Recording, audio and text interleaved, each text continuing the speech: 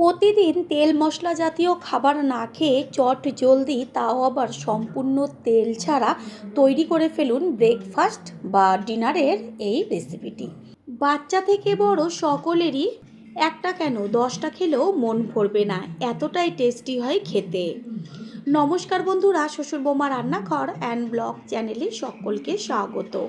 তাহলে কি করে তৈরি করব সেটাই দেখে নেওয়া যাক। সবার প্রথমে এইখানে একটা মাঝারি সাইজের বাটির 1 বাটি পরিমাণ সুজি নিয়েছি।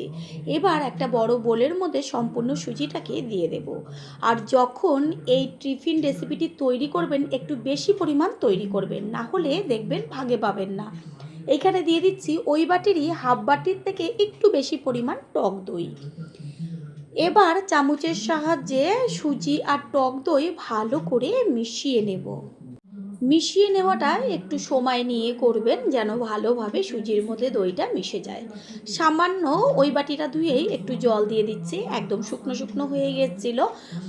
দইয়ের সাথে সুজি ভালো করে মিশিয়ে নিয়েছি, বেশ কাদা কাদা মতন হয়েছে, ঠিক এইভাবেই মিশিয়ে নিতে হবে। এবার এটা আমি রেস্টে রেখে দেব 30 মিনিট মতন, যদি হাতে সময় না থাকে 10 থেকে 15 মিনিট মতন রেস্টে রেখে দিলেই হবে। প্লেট দিয়ে ঢেকে রাখি। অন্যদিকে এইখানে নিয়েছি সিদ্ধ আলু। আমি আগের থেকে আলুগুলোকে সিদ্ধ করে তারপর ঠান্ডা হওয়ার পরে খোসাগুলোকে ছাড়িয়ে রেখেছি। এবার একটা ম্যাশারের সাহায্যে ম্যাশ করে নেব, চাইলে গ্রেটার দিয়েও গ্রেট করে নিতে পারেন। আলু ভালো মতো ম্যাশ করে নেওয়া হয়ে গেল। এবার গ্যাসের ওভেনে কড়াই বসিয়ে তাতে দিয়ে দিচ্ছি একদম অল্প পরিমাণ সর্ষের তেল। তেলটা গরম হওয়ার পরে এর মধ্যে ফোড়ন দিচ্ছি একটা শুকনো লঙ্কা, বড় চামচের হাফ চা চামচ পরিমাণ সাদা জিরে, হাফ চা চামচ পরিমাণ কালো সর্ষে। অবশ্যই ফোড়নটা সাদা জিরে আর কালো সর্ষে দিয়েই দেবেন। ফোড়নটাকে ভালো করে ভেজে নেব। তেলের মধ্যে দেব একদম অল্প পরিমাণ একটু হলুদ গুঁড়ো, হলুদটাকে মিশিয়ে নেব। তারপরে দিয়ে দেব বেশ কিছুটা পরিমাণ কারি পাতা।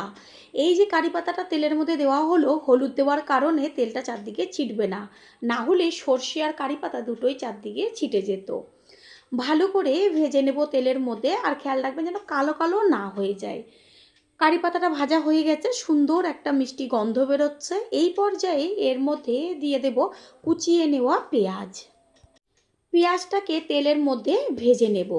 আর পেঁয়াজ তাড়াতাড়ি মজে আসার জন্য এর মধ্যে দিয়ে দেব পরিমাণ মতন লবণ। লবণ দেওয়ার পরই দিয়ে দেব গ্রেট করে নেওয়া আদা। এইভাবে যদি গ্রেট করে বা থেতো করে আদাটা দেওয়া হয় তাহলে ভীষণ টেস্টি হয় খেতে। দিয়ে দিচ্ছি ঝালের জন্য ছোট্ট ছোট্ট করে কেটে নেওয়া কাঁচা লঙ্কা। এবার পেঁয়াজের সাথে আদা আর কাঁচা লঙ্কা ভালো করে ভেজে নেব। সুন্দর একটা ভাজা গন্ধ বেরোচ্ছে। এই পর্যায়ে এর মধ্যে দেব একদম ছোট ছোট করে কেটে নেওয়া টমেটো। দেব হাফ চামচের থেকে কম পরিমাণ কাশ্মীরি লঙ্কার গুঁড়ো, ছোটো চামচের 1 চা চামচ পরিমাণ ধনের গুঁড়ো, ছোটো চামচের 1 চা চামচ পরিমাণ জিরের গুঁড়ো। ভালো করে টমেটোর সাথে এগুলো মিশিয়ে নিয়ে ভেজে নেব। দেব কালারের জন্য হলুদ গুঁড়ো। এখানে কোনো রকম জল ব্যবহার করব না, গ্যাসের ফ্লেম লোতে রেখে সুন্দরভাবে ভেজে নেব। টমেটোটা মজে আসবে আর টমেটোর থেকে যে জলটা বেরোবে তাতেই সুন্দরভাবে জিরে ধনে ভাজা হয়ে যাবে। 3-4 মিনিট বাদে খুন্তি দিয়ে বেশ টমেটোগুলোকে একটু পেঁয়াজের সাথে মেল্ট করে দেব। একদম টমেটোগুলো মজে গেছে, সুন্দর একটা ভাজা গন্ধ বেরোচ্ছে। এই সময় দিয়ে দেব ওই যে ম্যাশ করে রেখেছিলাম আলুগুলো, সেই আলু। ভালো করে আলুর সাথে সমস্তটা মিশিয়ে নিয়ে আরও 3 থেকে 4 মিনিট মতন ভেজে নেব। আর একটু লবণের প্রয়োজন, সেই কারণে আর ছোটো চামচের 1 চা চামচ পরিমাণ লবণ ব্যবহার করেছি। ভালো করে লবণটাকে মিশিয়ে নিয়ে বেশ একদম আলুটাকে সুন্দরভাবে একটু ভেঙে চুড়ে দেব। দিয়ে দিচ্ছি গরম মশলার গুঁড়ো হাফ চা চামচ। পুর একদম তৈরি হয়ে গেছে, কালারটা কত সুন্দর এসে দেখা যাচ্ছে। আর কতটুকু আমি তেল ব্যবহার করেছি, এইখানে 2 চা চামচের মতো তেল দিয়েছি, একদম বেশি তেল ব্যবহার করিনি। এবার এটাকে একটা প্লেটে তুলে নেব, তারপর ঠান্ডা হবে। অন্যদিকে 30 মিনিট মতন রেস্টে রেখেছিলাম। ঢাকনাটাকে সরিয়ে দিয়ে এবার চামচ দিয়ে দেখিয়ে দিচ্ছি যে কতটা জল টেনে গেছে। কারণ সুজি দেওয়া হয়েছে, সেই কারণে সুজিটা রেস্টে থাকাতে ফুলে উঠেছে। এবার এখানে একটা মিক্সিং জার নিয়েছি আর একটু বড় সাইজের জার নিয়েছি, তার মধ্যে সম্পূর্ণ সুজি আর টক দইয়ের মিশ্রণটাকে ঢেলে নেব।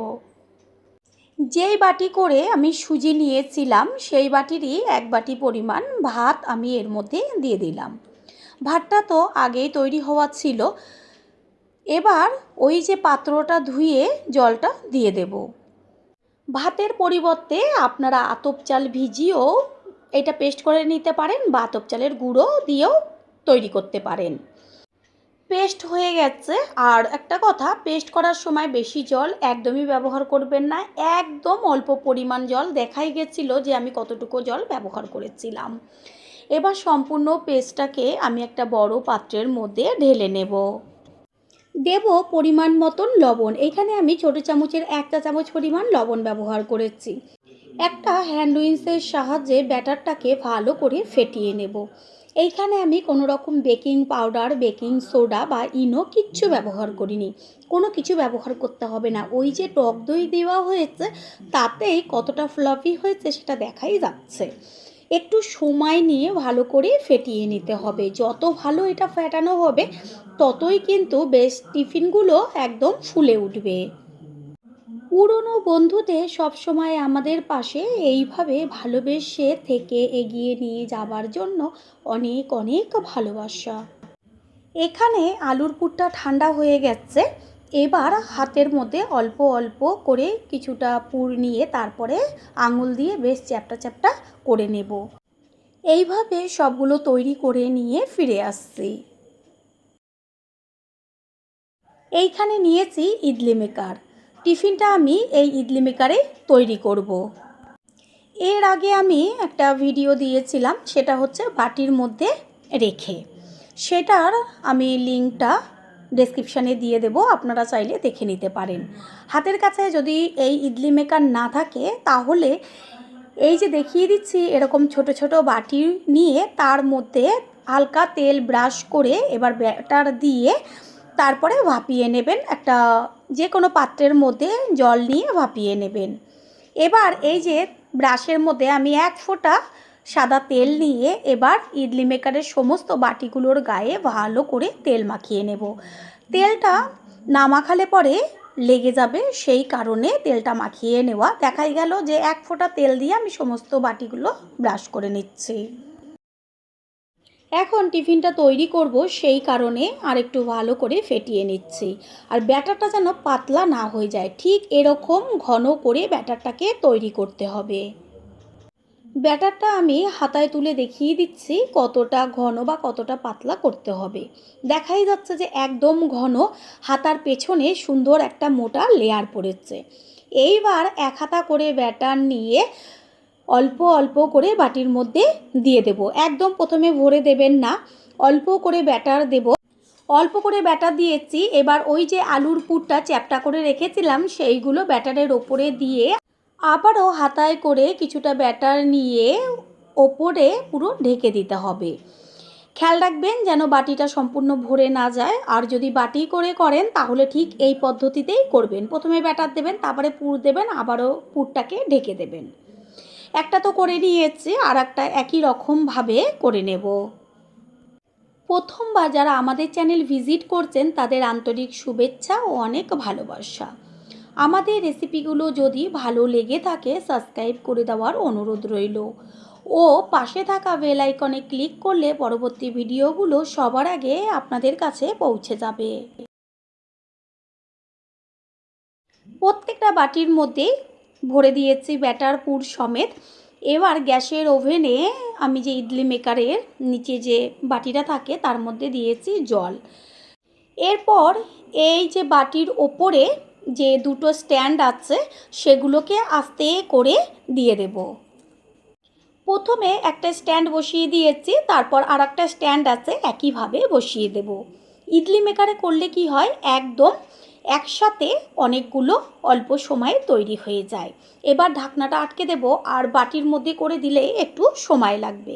ভালো করে ঢাকনাটা আটকে দিয়েছি গ্যাসের ফ্লেম হাই করে। 5 মিনিট মতো হাই ফ্লেম দিয়ে যখন জলটা টকবক হয়ে ফুটতে শুরু করবে তখন লো করে দিয়ে এটাকে হতে দিতে হবে। 30 মিনিট মতন রাখলে তৈরি হয়ে যাবে।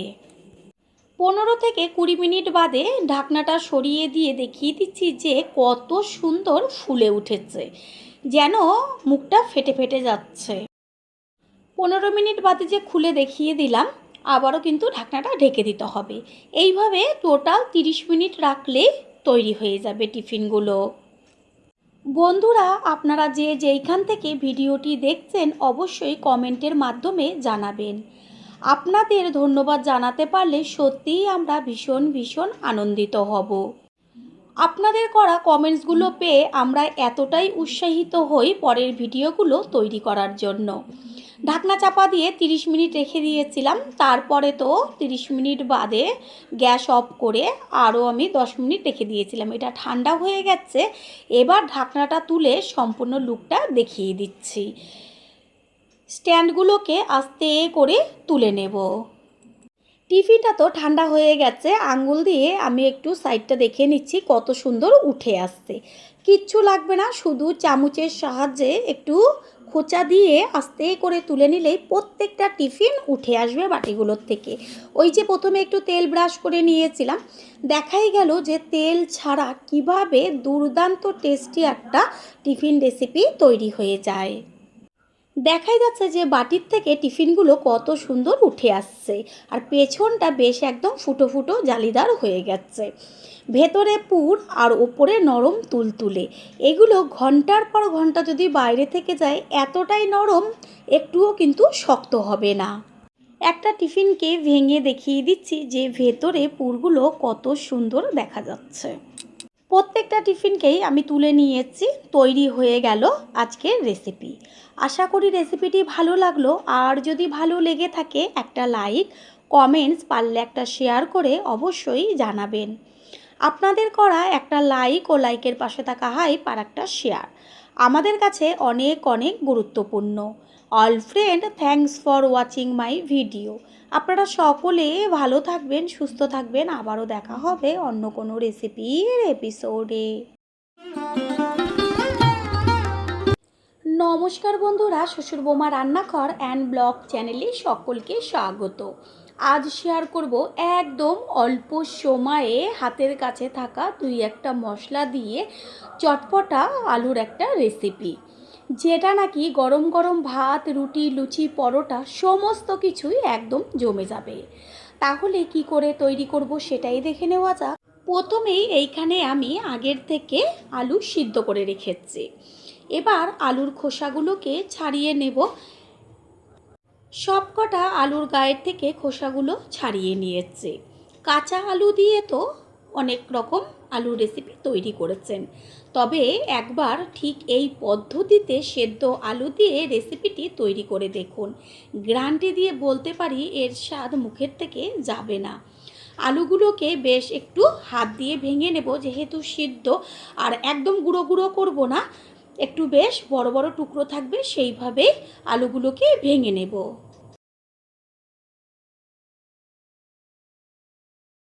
গ্যাসের ওভেনে কড়াই বসিয়ে কড়াইটা গরম করে নিয়ে দিয়ে দিয়েছি সর্ষের তেল। রেসিপিটা আমি সম্পূর্ণ সর্ষের তেলেই করব। ফোড়ন দিচ্ছি ছোটো চামচের 1টা চামচ পরিমাণ কালো সর্ষে, শুকনো লঙ্কা, আর 1টা চামচ পরিমাণ সাদা জিরে, তেজপাতা। অবশ্যই সাদা জিরে আর সর্ষেটা ফোড়ন দেবেন। ভালো করে ফোড়নটাকে ভেজে নেব। তেলের মধ্যে সর্ষে ফোড়ন দিলে তো চারদিকে ছিটবে, এইভাবে যদি একটু হলুদ বা লবণ দিয়ে দেওয়া হয় আর সর্ষেটা চারদিকে ছিটবে না। ফোড়নটাকে ভালো করে তেলের সাথে নেড়ে চেড়ে নিয়ে ভেজে নেব। সুন্দর একটা ভাজা গন্ধ বেরোচ্ছে। গ্যাসের ফ্লেম লোতে রেখে এর মধ্যে দিয়ে দেব ছোটো চামচের 1 চামচ পরিমাণ হিং। রেসিপিটা আমি সম্পূর্ণ নিরামিষ তৈরি করব, আপনারা চাইলে পেঁয়াজ রসুন দিয়েও করতে পারেন। তবে নিরামিষের যে এত টেস্ট, যেটা নাকি খাওয়ার পরেই বুঝতে পারবেন। গ্যাসের ফ্লেম তো লোতে আছে। এর মধ্যে দিয়ে দেব 1টা চামচ পরিমাণ কাশ্মীরি লঙ্কার গুঁড়ো আর 1টা চামচ পরিমাণ হলুদ গুঁড়ো। তেলের মধ্যে এইভাবে হলুদ আর লঙ্কার গুঁড়োটা দিলে পরে এত দারুণ একটা কালার আসবে, দেখা মাত্রই সকলের জিভের থেকে জল পড়ে যাবে। এবার এর মধ্যে দিয়ে দিচ্ছি গ্রেট করে নেওয়া আদা। আদার পরিমাণটা আমি একটু বেশি ব্যবহার করেছি। আদাটাকে বেশ ভালো করে লাল লাল করে ভেজে নেব। দেব চিড়ে নেওয়া কাঁচা লঙ্কা। আদা আর কাঁচা লঙ্কাটা তেলের মধ্যে ঠিক এইভাবেই ভেজে নেব গ্যাসের ফ্লেম লোতে রেখে। কাঁচা লঙ্কা আর আদার একটা সুন্দর ভাজা গন্ধ বেরোচ্ছে। এই পর্যায়ে এর মধ্যে দিয়ে দেব 1 চা চামচ পরিমাণ বেসন। 1 চামচ পরিমাণ বেসন দিলেই যথেষ্ট। বেসনটাকে তেলের মধ্যে সব কিছুর সাথে ভালো করে ভেজে নেব। বেসনের থেকে যতক্ষণ পর্যন্ত কাঁচা গন্ধটা না যায় ততক্ষণ কিন্তু ভেজে নিতে হবে। বেসনটা দেওয়ার সাথে সাথে তেলটা বেশ ফেনা ফেনা মতন হয়ে যাবে, কোনো রকম চিন্তার কারণ নেই। যখন ভাজা হবে তখন দেখবেন ফেনাটা কমে যাবে। এই পর্যায়ে এর মধ্যে দিয়ে দিচ্ছি কাসুরি মেথি, হাতের তালুতে একটু ঘষে নিয়েছি। অবশ্যই এই কটা উপকরণ দেবেন। এবার দিয়ে দেব পেস্ট করে নেওয়া টমেটো। এইখানে আমি 2টো টমেটো পেস্ট করে নিয়েছি। বেশ একটু টক টক হবে, সেই কারণে টমেটোর পরিমাণটা বেশি ব্যবহার করেছি। আপনারা চাইলে টক দইও দিতে পারেন।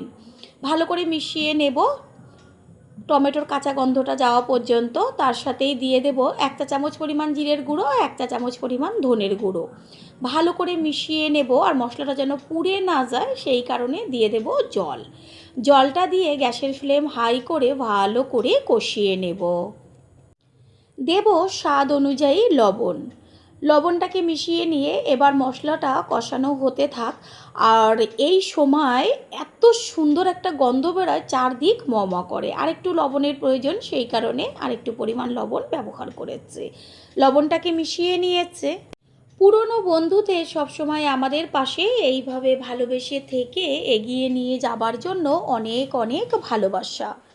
আস্তে আস্তে মশলাটার কালারটা কত সুন্দর আসছে দেখাই যাচ্ছে। ওপরে এখনও তেল ছাড়েনি, মশলাটা আরেকটু কষানো হবে। এবার দেখা যাচ্ছে ওপরে সম্পূর্ণভাবে তেল ভাসছে, আর মশলার থেকে সুন্দর একটা ভাজা গন্ধ বেরোচ্ছে। মশলা কষিয়ে নেওয়া হয়ে গেল, আর কোনো রকম মশলা আমি এতে ব্যবহার করব না। দেখাই গেল হাতের কাছে থাকা সামান্য পরিমাণ মশলা ব্যবহার করে কত সুন্দর রেসিপি তৈরি হচ্ছে। দিয়ে দিচ্ছি আরও 2টো চিড়ে নেওয়া কাঁচা লঙ্কা। তারপর দিচ্ছি ওই যে ভেঙে রেখেছিলাম আলুগুলো, সেই আলু।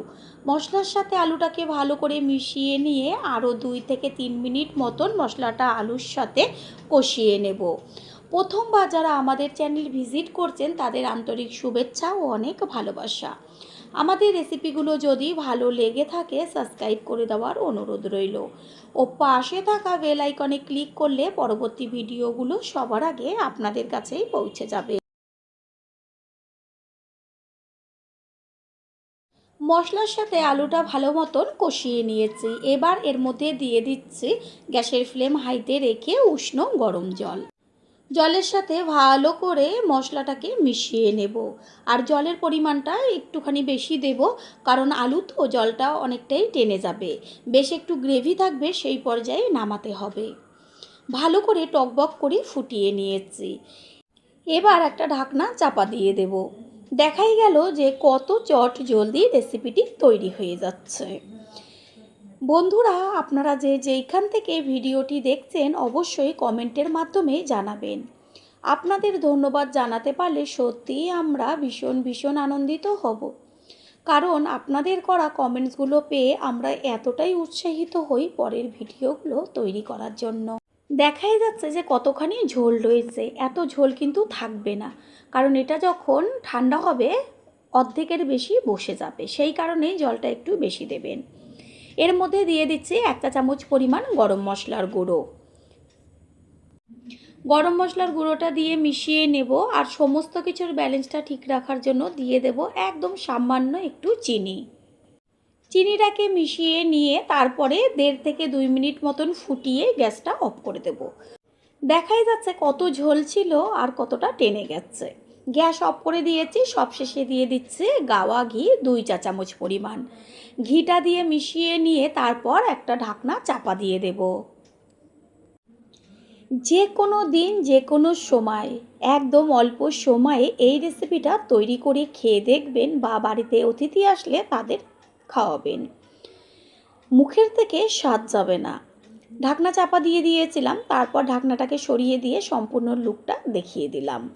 এবার একটা পাত্রে তুলে নেব। আশা করি রেসিপিটি ভালো লাগলো। যদি ভালো লেগে থাকে একটা লাইক, কমেন্টস, পারলে একটা শেয়ার করে অবশ্যই জানাবেন। আপনাদের করা একটা লাইক ও লাইকের পাশে থাকা হাইপ আর একটা শেয়ার আমাদের কাছে অনেক অনেক গুরুত্বপূর্ণ। All friend, thanks for watching my video. আপনারা সকলে ভালো থাকবেন, সুস্থ থাকবেন। আবারও দেখা হবে অন্য কোনো রেসিপির এপিসোডে।